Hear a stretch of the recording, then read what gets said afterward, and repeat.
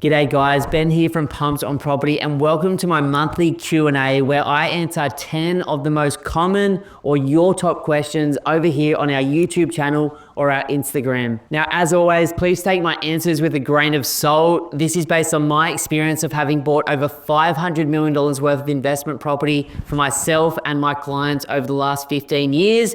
But obviously I don't have a crystal ball. I can't predict the future. And this is just my best guess based on history and my obsessive nature looking at data, as you guys all know. Now, the first question this month I've been getting asked so much, and that is, when will interest rates come down? Now, having a bit of a sticky beak in relation to this question, it's super clear that the Reserve Bank is expecting interest rates to go from about 4.35% today to as low as 3.25% by the end of 2026. Now, on top of this, all 5 of the major banks in Australia are expecting interest rates to start coming down either late 2024 or early to the middle of 2025. And again, they're all expecting rates to come down to that 3% mark or a little bit above that, which is super exciting, meaning that my and your rates as investors or homeowners in Australia could be in the high 4s or early to mid 5s again, which would be absolutely phenomenal and save me an absolute fortune as an investor. Another question I got asked this month was, when did you buy your first investment property? Now, I picked up my first investment property, which was a 2-bedroom unit in a suburb called Miranda in Sydney in 2011, just after the GFC, when I was 24 years old. Now, I made all of the mistakes you can possibly imagine with that first property. It was one of about 500 units.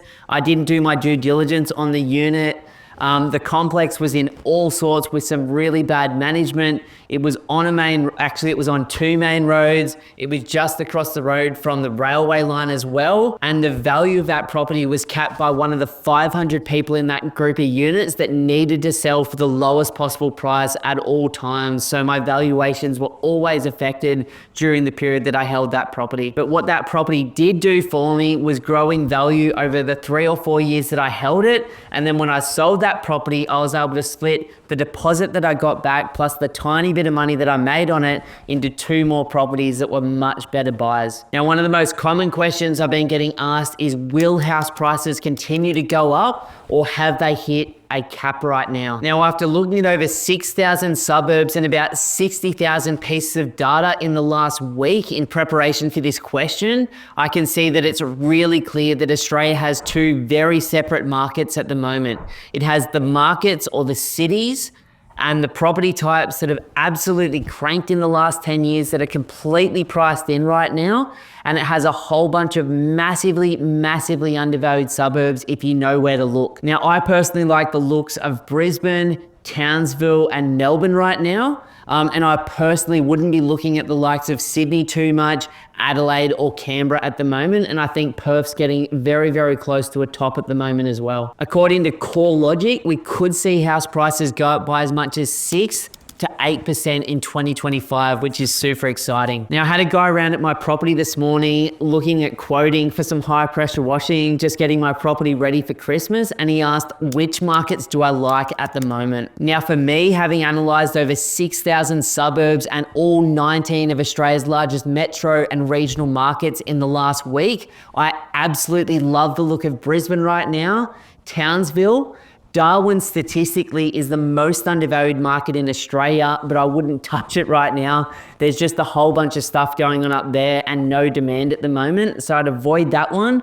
And I'm really starting to like the look of Melbourne again. It's been coming down for a period of time. I think in 1 to 2 years, it's going to look even better than it does now. But Brisbane, Townsville, and Melbourne are all looking statistically significant to me at the moment. And there's a little bit of blood in the water if you know where to look. Now, a question that I got asked this week was, based on your experience from having bought over $500 million worth of property, what is the quickest way to get financially free in Australia through property? I think the 3 properties, the financial freedom strategy, is the quickest and most direct way to go from where you are today to financial peace and freedom in the future. Now, This strategy is super simple. You simply go out in the first stage, the accumulation phase, and buy 3 properties. They could be worth 400K each or $1 million each, depending on your income and your budget.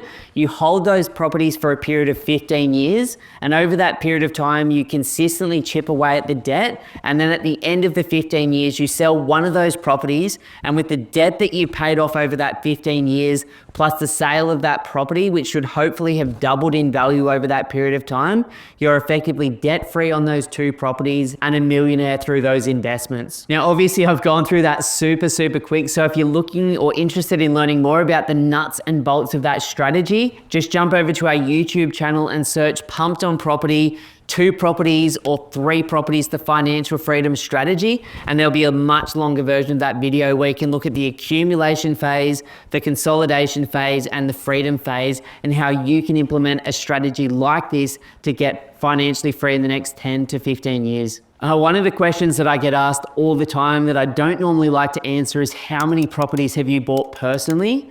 Over the last 15 years, so I bought my first property in 2000, actually my first 2 properties in 2011. I bought 18 properties personally, but thankfully I don't own anywhere near that number of properties anymore. Sounds like a massive headache, / half of those properties I didn't know what I was doing, if I'm being honest, and I made a whole bunch of mistakes. These days, I just want a really small number of the highest quality properties that produce great capital growth, great cash flow, great tax benefits, and a super tenant ready, low maintenance, set and forget style properties, so that my base living costs in my life, things like food, petrol, phones, home loans, and holidays, are covered by those properties, and they're growing over time, which is going to make retirement completely financially free and financially peaceful for me. Really appreciate this question from Dave. How will the Olympic Games affect house prices in Brisbane? Now, the answer to this question is there's going to be so many people talking shit about this that actually have no idea what's going to happen. None of us have a crystal ball. All we can do is look back at history. But when I look back at history at the Olympic Games around the world, particularly that in Sydney, between 1997 and 2003, we saw house prices go up by around about 97%. Now, when we look back at some of the previous Olympic Games like Tokyo, like London, like Barcelona, etc., house prices generally went up by between about 20 to about 45% in those markets, which is absolutely insane. Now, all of that growth can't be attributed to that one thing, which was an event.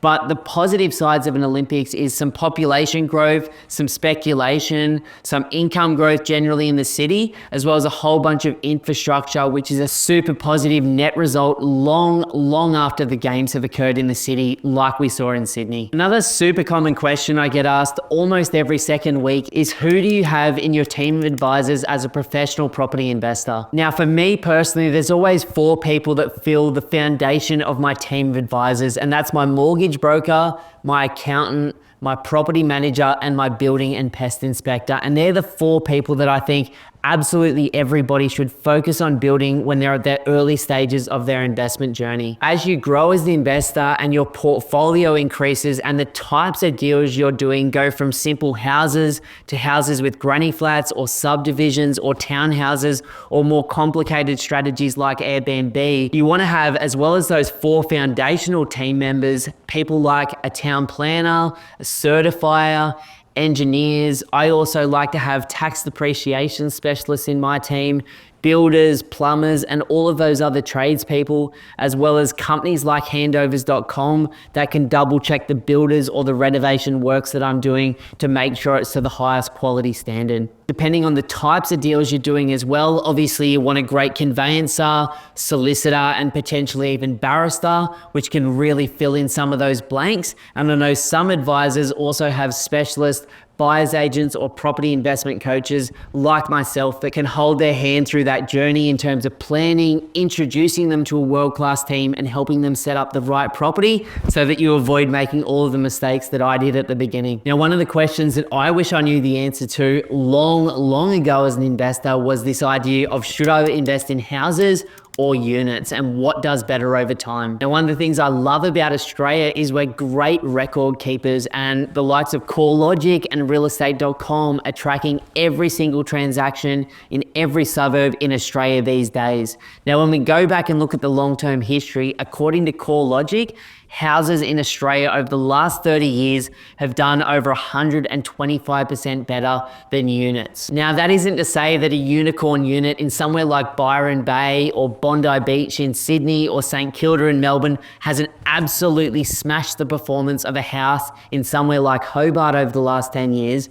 But when we're looking at averages, if you want to make the best investment possible over the next 15 to 30 years, whether it's your own home or an investment property, then history and CoreLogic suggest that houses are the way to go. And if you're looking at a house, always make sure it's on a quiet street. Make sure there's no flooding or fire-related issues. A nice big 500 to 600 square meter block of land with a quality home and a nice big backyard is what I go for personally as an investor. If you're thinking about buying an investment property in the next 3 to 6 months, then the team and I at Pumped On Property would love to offer you a one-on-one strategy session. To book the session, all you have to do is go to www.pumpedonproperty.com and click that free strategy session button. Now, in the session, we'll talk about exactly where you are right now, where you'd like to be longer term, and educate you deeply on the Australian property market. You can then take that information and go and absolutely smash it on your own, or potentially become one of the small number of clients that we work with each month. Either way, we look forward to continuing to help you build your property portfolio with confidence on your journey to financial freedom.